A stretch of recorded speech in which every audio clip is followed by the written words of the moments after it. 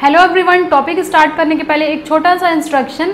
SSC JEE के लिए best books और टेस्ट सीरीज का लिंक मैंने डिस्क्रिप्शन में दे दिया है, प्लीज चेक इट। अब हम टॉपिक स्टार्ट करते हैं। तो फ्रेंड्स, आज की क्लास में हम बात करेंगे Coulomb's law of magnetism. Law क्या होता है सब डेफिनेशन में आपको बताऊंगी, और लॉरेंट्ज फोर्स के बारे में हम बात करेंगे।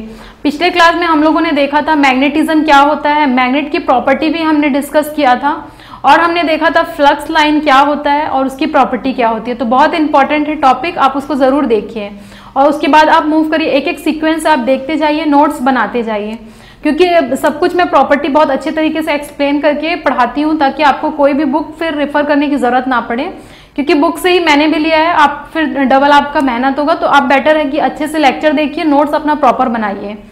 तो आइए हम देखते हैं कूलम्ब लॉ ऑफ मैग्नेटिज्म क्या होता है।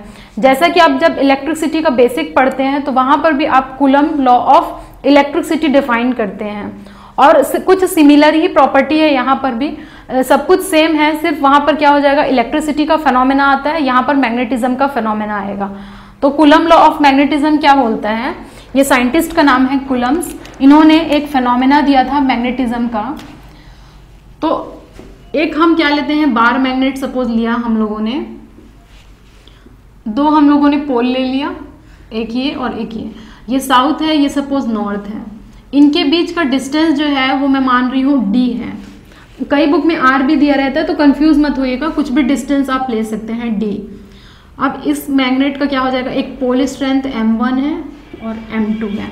तो यहां मैं बोलूंगी m1 and m2 are the pole strength. Pole strength है ये मैग्नेट का, ठीक है। और जैसा कि हम प्रॉपर्टी डिस्कस कर रहे थे, वहां पर हम लोगों ने देखा था कि जो हमारा डाइपोल होता है नॉर्थ और साउथ, सपोज इसका पोल स्ट्रेंथ हमेशा सेम होता है। तो हम लोगों ने देखा था pole strength of the dipole are always same. यही पोल स्ट्रेंथ को हम लोग स्मॉल m1 और स्मॉल m2 से शो कर देते हैं। जब आप कूलम्ब लॉ ऑफ इलेक्ट्रिसिटी पढ़ रहे थे तो वहां पर आप चार्ज का फेनोमेना ले रहे थे, तो चार्ज Q1 और Q2 आपने कंसिडर किया था।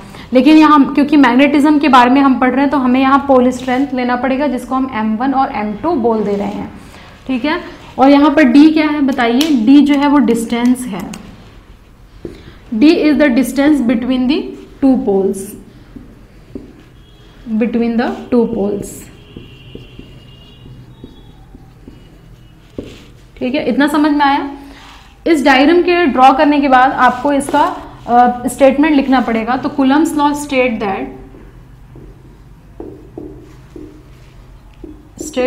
That the force of attraction और रिपल्शन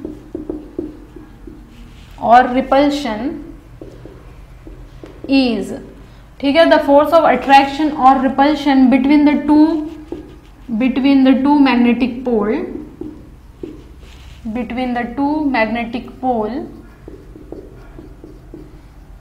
इज, और आर लिख दीजिए, are first.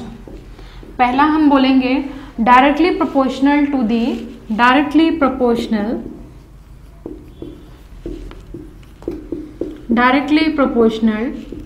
The product of the pole strength, ठीक है। पोल स्ट्रेंथ के डायरेक्ट होता है m1 m2। सेकेंड हम बोलते हैं द फोर्स ऑफ अट्रैक्शन और repulsion between the two magnetic poles are inversely proportional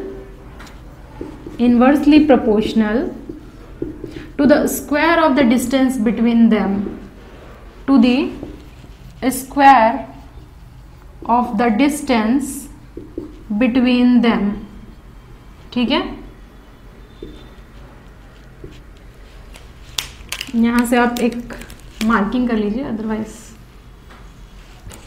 ठीक है। तो फोर्स ऑफ अट्रैक्शन और repulsion between the two magnetic poles are first directly proportional to the product of the pole strength, second inversely proportional to the square of the distance between them. इन दोनों को ही मैं combine कर रही हूं। तो देखिए, on combining this equation, on combining 1 and 2, इसको आप लिखिए m1 and m2 are the pole strength and d is the distance between them.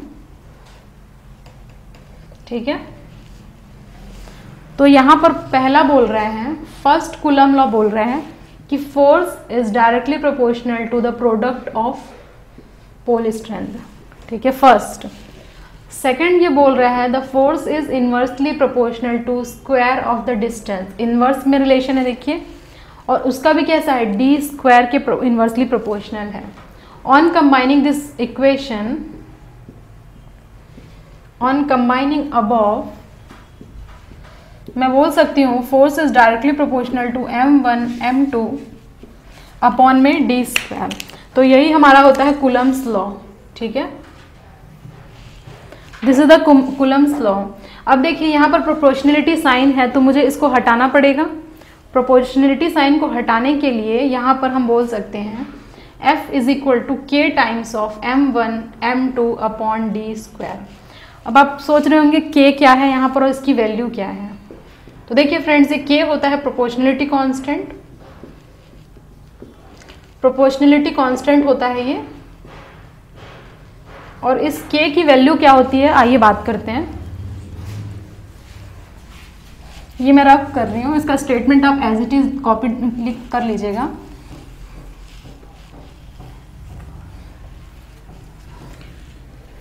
Copy करने के बाद प्रोपोर्शनलिटी साइन की वैल्यू क्या होती है, देखिए प्रोपोर्शनलिटी कांस्टेंट की वैल्यू क्या होती है। k हमारा होता है म्यू नॉट अपॉन 4 पाई, म्यू नॉट अपॉन 4 पाई होती है। ठीक है, तो यहाँ से फोर्स क्या आया निकल करके, फोर्स ऑफ अट्रैक्शन और रिपल्शन, म्यू नॉट अपॉन 4 पाई, ठीक है, इनटू m1 m2 अपॉन में डी स्क्वायर। तो this is the final equation of Coulomb's law of magnetism, where m1 and m2 are the pole strength, d is the distance between them, 4 pi is a constant, and mu naught is absolute permeability, absolute permeability। ठीक है, absolute permeability mu naught होता है जिसकी value होती है 4 pi into 10 power -7 Henry पर metre mu naught. इसका हम डिटेल डिस्कशन करेंगे आगे, परमेबिलिटी की, परमेबिलिटी क्या होता है, रिलेटिव परमेबिलिटी क्या होता है, और हमारा उसकी वैल्यू क्या होती है, एब्सोल्यूट परमेबिलिटी, ये सब हम डिस्कस करेंगे, रिलेशन क्या होता है। अभी के लिए आप ये इतना ध्यान रखिए कि म्यू नॉट होता है हमारा एब्सोल्यूट परमेबिलिटी और इसकी वैल्यू होती है 4 पाई इंटू 10 पावर -7 हेनरी पर मीटर। तो यहाँ पर इंपॉर्टेंट ये है कि इसका यूनिट पूछता है कई बार। ठीक है, यूनिट आप हमेशा याद रखें, चाहे आप बेसिक कंसेप्ट में इलेक्ट्रिसिटी का पढ़ रहे हैं तो भी आपको यूनिट याद रखना है, और अगर आप मैग्नेटिज्म पढ़ रहे हैं तो यहाँ तो और ज़्यादा इंपॉर्टेंट हो जाता है कि यूनिट क्या होती है। तो इसकी यूनिट होती है हेनरी पर मीटर, हेनरी पर मीटर, और हेनरी किसका यूनिट होता है, इंडक्टेंस का यूनिट होता है हेनरी। तो ये हो गया हमारा कूलम्स लॉ ऑफ मैग्नेटिज्म। ठीक है, फिर से एक बार देख लीजिए, force is directly proportional to the product of pole strength and inversely proportional to square of the distance between them. तो इतना अगर आपसे पूछता है explain Coulomb's law of magnetism, तो ये सब कुछ आपको एक्सप्लेन करना है। ठीक है, अब हम देखेंगे लॉरेंट्ज फोर्स क्या होता है। तो ये आप नोट डाउन कर लीजिए, एक एक पॉइंट्स आप लिख लीजिए, डेफिनेशन लिख लीजिए, डायग्राम ड्रॉ कर लीजिए, डेफिनेटली आपको फुल मार्क्स मिलेगा। आगे हम बात करेंगे लॉरेंट्ज फोर्स। लॉरेंट्ज फोर्स क्या होता है, ठीक है, लॉरेंट्ज फोर्स आपने इलेक्ट्रिसिटी में भी पढ़ा होगा, लॉरेंट्ज फोर्स क्या होता है। यहाँ पर हमें इलेक्ट्रोमैग्नेटिज्म फेनोमेना के बेस्ड पे पढ़ना है लॉरेंट्ज फोर्स क्या होता है। ठीक है, तो हेडिंग डालिएगा लॉरेंट्ज फोर्स। लॉरेंट्ज फोर्स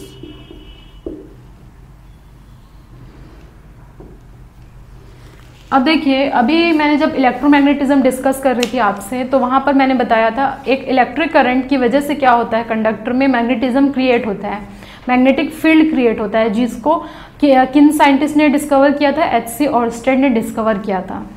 ठीक है, तो वहाँ पर एक लॉरेंट्ज फिनोमेना भी आता है, लॉरेंट्ज फोर्स का फिनोमेना आता है, देखने को मिलता है।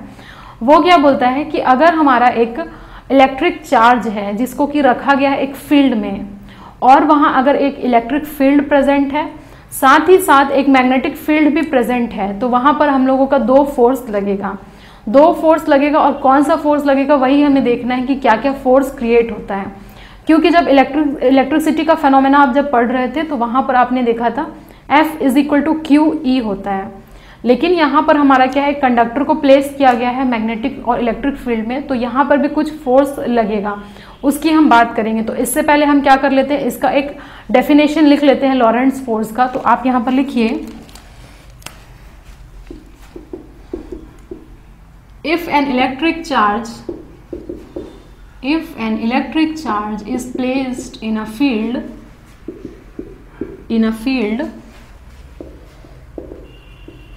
where both electric field and magnetic field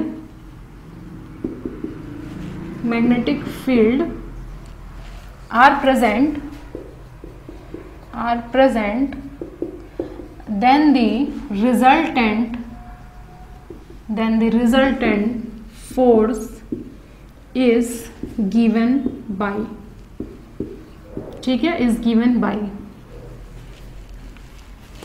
तो यहाँ पर हमारा अगर एक इलेक्ट्रिक चार्ज है जिसे कि फील्ड में प्लेस किया गया है और वहाँ पर इलेक्ट्रिक फील्ड के साथ साथ मैग्नेटिक फील्ड भी मौजूद है, तो रिजल्टेंट फोर्स क्या होगा, रिजल्टेंट फोर्स होता है हमारा, देखिए QE, तो इलेक्ट्रिक फील्ड के लिए होता है, साथ ही साथ हमारा प्रेजेंट रहेगा V क्रॉस B, ठीक है, ये होता है हमारा रिजल्टेंट लॉरेंट्ज फोर्स। अब ये वेक्टर के फॉर्म में है तो इसको आप वेक्टर के फॉर्म में रिप्रेजेंट कर दीजिए।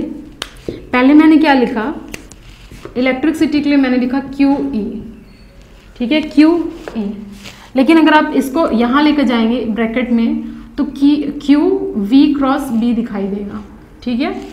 और ये पूरा रिजल्टेंट फील्ड हमारा प्रेजेंट होता है जब हम एक इलेक्ट्रिक चार्ज को इलेक्ट्रिक और मैग्नेटिक फील्ड में दोनों ही में रिप्रेजेंट करेंगे। यहाँ पर इलेक्ट्रिक फील्ड क्या है, देखिए, इलेक्ट्रिक फील्ड = E है, जिसे हम बोलते हैं इलेक्ट्रिक फील्ड इंटेंसिटी, ठीक है। और मैग्नेटिक फील्ड क्या है, यहाँ पर देखिए, मैग्नेटिक फील्ड = B है यहाँ पर, जिसको हम बोलते हैं मैग्नेटिक फ्लक्स डेंसिटी। इसके बारे में भी हम डेफिनेशन देखेंगे, मैग्नेटिक फ्लक्स डेंसिटी क्या होता है। अभी के लिए आप देखिए, ये इलेक्ट्रिक फील्ड = E है, मैग्नेटिक फील्ड = B है, और यहाँ पर देखिए दोनों का क्रॉस प्रोडक्ट है। V हमारा वेलोसिटी है, ठीक है, Q जो है वो चार्ज है हमारा, चार्ज। अगर इलेक्ट्रॉन है, मान लीजिए charge of particle, electric charge, अगर इलेक्ट्रॉन है तो इलेक्ट्रॉन का चार्ज कितना होता है, 1.6 × 10⁻⁻19 कूलम। ये हो जाएगा हमारा पूरा एक्सप्लेनेशन। तो V हमारा वेलोसिटी है। तो अगर आपसे कोई पूछता है लॉरेंट्ज फोर्स, तो अब आप सिर्फ QE नहीं डिफाइन करेंगे, इलेक्ट्रोमैग्नेटिज्म में अगर आप डिफाइन करें तो आपको F = Q, फिर ब्रैकेट में E + V क्रॉस B पूरा डिफाइन करना पड़ेगा, जहाँ की आपको बताना पड़ेगा इलेक्ट्रिक फील्ड क्या है, मैग्नेटिक फील्ड क्या है, ठीक है। ये पूरा फेनोमेना हुआ कूलम्स और लॉरेंट्ज का। इसके बाद हम 1-2 डेफिनेशन है वो भी देख लेते हैं। देखिए, ये मैं मिटा रही हूँ और इसको आप as it is copy paste कर लीजिएगा, अदरवाइज स्क्रीनशॉट भी आप ले सकते हैं। अब 3 टर्म हम डिफाइन करेंगे, देखिए 3 टर्म हम डिफाइन करेंगे। फर्स्ट मैग्नेटाइजेशन देखेंगे क्या होता है, डीमैग्नेटाइजेशन देखेंगे क्या होता है, और मैग्नेटिक सैचुरेशन क्या होता है देखेंगे, ठीक है। तो इंपॉर्टेंट टर्मिनोलॉजीज आप लिख लीजिए, इंपॉर्टेंट टर्म्स। फर्स्ट हम देखेंगे मैग्नेटाइजेशन, सेकंड हम देखेंगे डीमैग्नेटाइजेशन,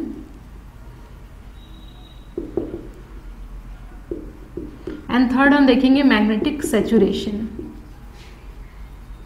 मैग्नेटिक सैचुरेशन। जब आप हिस्टेरेसिस लॉस और हिस्टेरेसिस लूप देखेंगे तो वहाँ पर आपको एक मैग्नेटिक सैचुरेशन का फिनोमेना दिखाई देगा। तो इसके ब्रैकेट में आप लिख सकते हैं हिस्टेरेसिस फिनोमेना। इसका पूरा हमारा एक मैग्नेटिक मटेरियल होता है, उसमें हम हिस्टेरेसिस फिनोमेना देखते हैं। वहाँ पर आप देखते हैं कि क्या होता है फिनोमेना हिस्टेरेसिस का और मैग्नेटिक सैचुरेशन का। ठीक है, तो यहाँ पर फर्स्ट मैं डिफाइन करती हूँ मैग्नेटाइजेशन। मैग्नेटाइजेशन क्या होता है देखिए, अब मैग्नेटाइजेशन नाम से ही समझ में आ रहा है, अगर कोई मैग्नेटिक मटेरियल है उसको हम क्या कर रहे हैं, मैग्नेटाइज्ड कर रहे हैं with the help of magnet, then phenomena is known as magnetization. और ये किस फिनोमेना पे बेस्ड होता है, मैग्नेटिक इंडक्शन के थ्रू होता है। मैग्नेटिक इंडक्शन मतलब अगर आप एक मैग्नेट ले रहे हैं, उसके आसपास में आपने कोई आयरन या फिर उसका एलॉय रखा, तो वो भी मैग्नेटाइज्ड हो जाएगा उसकी फील्ड की वजह से, और इसी प्रोसेस को हम बोलते हैं magnetic induction and the phenomena is known as magnetization. ठीक है, तो डेफिनेशन आप लिख लीजिए। The process of magnetizing the magnetic material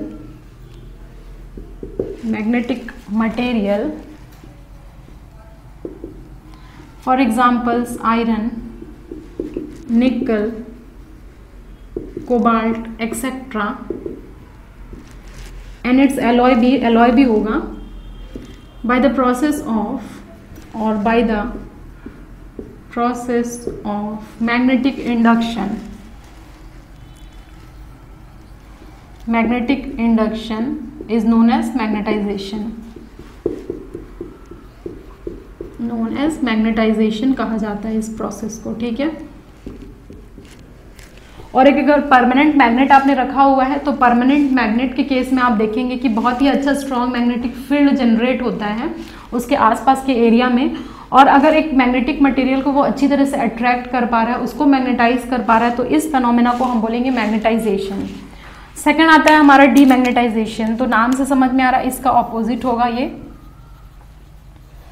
इसका जस्ट ऑपोजिट होगा मैग्नेटाइजेशन एंड डीमैग्नेटाइजेशन। मैग्नेटाइजेशन को हम बोलेंगे the spoiling of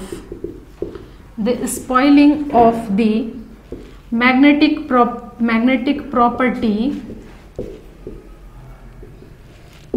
property of the material. अगर एक मैग्नेटिक मटेरियल है वो अपना प्रॉपर्टी धीरे धीरे लूज कर दे रहा है, तो इस प्रोसेस को हम बोलते हैं डीमैग्नेटाइजेशन, जैसा कि हम देखे थे। और ये होता कैसे है, ये हम बोल सकते हैं बाय हीटिंग। अगर एक आप मैग्नेट को हीट कर रहे हैं तो उसकी मैग्नेटिक प्रॉपर्टी लूज हो सकती है, और अगर आप इसको बीट कर रहे हैं, बीटिंग या फिर हैमर के थ्रू कर रहे हैं, तो भी इसकी प्रॉपर्टी लूज हो जाती है। और या फिर आप बोलेंगे बाय एजिंग। तो एजिंग तो एक नेचुरल फिनोमेना है, बहुत ही लंबे समय तक बिना यूज़ किए आप रख रहे हैं, तो एजिंग की वजह से उसकी मैग्नेटिक प्रॉपर्टी लूज हो जाती है। ठीक है, तो ये हो गया हमारा मैग्नेटाइजेशन एंड डीमैग्नेटाइजेशन। थर्ड आता है हमारा मैग्नेटिक सैचुरेशन। थर्ड आता है हमारा magnetic saturation.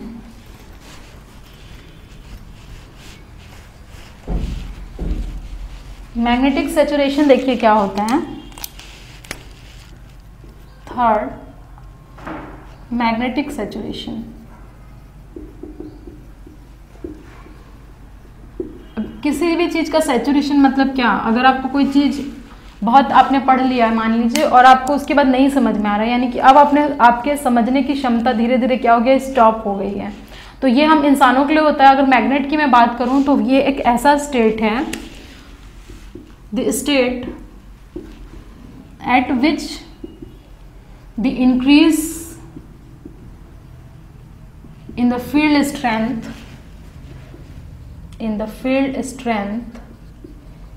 of a magnet stops, ठीक है, of a magnet stops is known as magnetic saturation।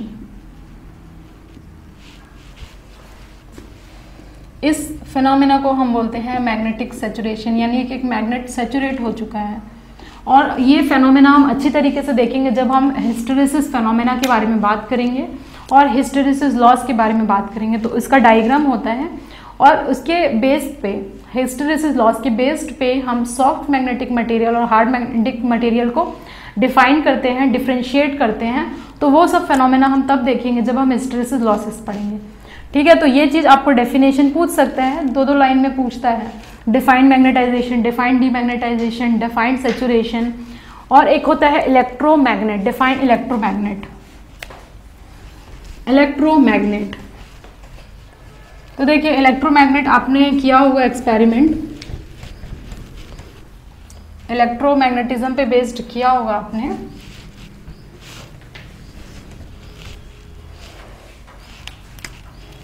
Fourth आप डाल लीजिए इलेक्ट्रोमैग्नेट।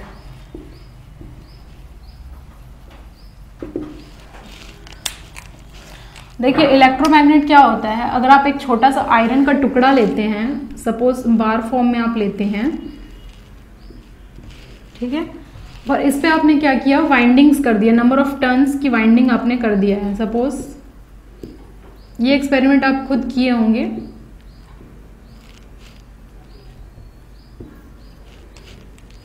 ये एक हमारा आयरन का कोर है, मान लीजिए आयरन है ये,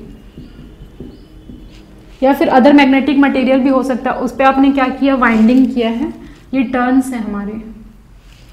और अगर आप क्या कर रहे हैं, एक बैटरी सोर्स से आप इसको कनेक्ट करते हैं, तब इसमें एक करंट फ्लो होने लगता है, आई करंट फ्लो होगा, और उसके बाद क्या होगा, इसके आसपास के एरिया में मैग्नेटिज्म आ जाएगा, मैग्नेटिक फील्ड क्रिएट होगा, और ये खुद भी एक टेम्पररी मैग्नेट बन जाएगा, ठीक है, ये पूरा मैग्नेटाइज्ड हो जाता है,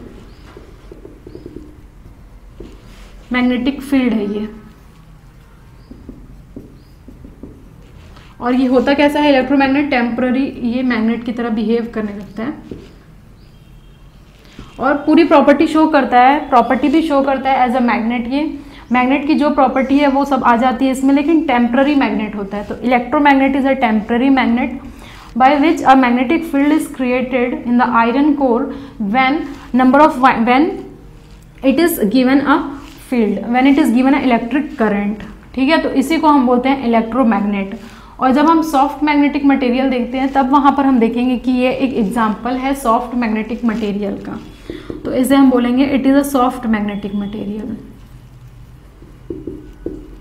सॉफ्ट मैग्नेटिक मटेरियल होता है क्योंकि ये इजीली मैग्नेटाइज्ड और डीमैग्नेटाइज्ड हो सकता है, टेम्पररी है, टेम्पररी हम मैग्नेटिक फील्ड क्रिएट कर सकते हैं, तो इस पूरे फेनोमेना को बोलते हैं इलेक्ट्रोमैग्नेट, ठीक है फ्रेंड्स। आगे हम देखेंगे और भी क्या टॉपिक है, force acting on a conductor, ये सब के बारे में हम बात करेंगे।